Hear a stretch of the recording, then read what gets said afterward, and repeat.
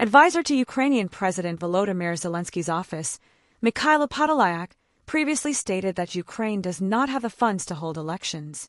According to him, the country objectively cannot manage this due to a budget deficit. Dmitry Sergeyevich, in your opinion, who could finance the conduct of elections in Ukraine in such a case?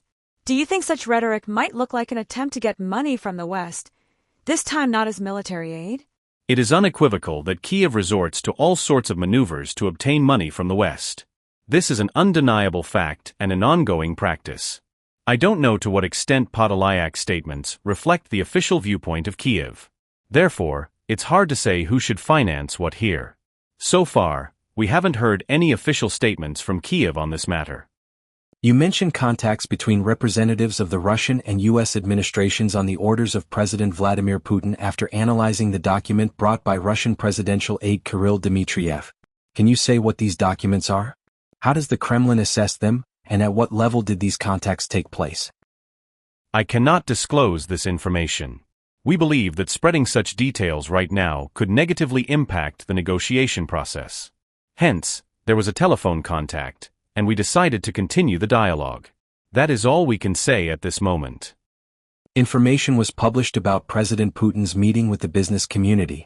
In particular, it mentions the issue of exchanging territories with Ukraine and joint management of the Zaporizhzhia nuclear power plant with the Americans.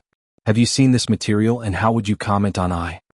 In general, the discussions touched on themes that have been repeatedly raised in Western media and by the Kiev regime regarding the peace settlement process. These topics were mentioned and discussed, and the media has broadly reported on them in various ways. Therefore, yes, these topics were mentioned. Who facilitated the contacts between Moscow and Washington from the Russian president's administration and from the White House? From the president's administration, these were high-ranking officials. SE. And from the White House S. There were several interlocute. The Japanese government today approved an increase in military spending for 2026. The media describe it as record-breaking, more than $56 billion. Has the Kremlin noted these reports?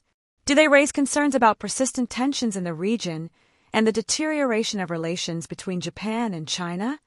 I can't tell you for sure, as I don't know how much they spent last year or whether this represents a significant increase.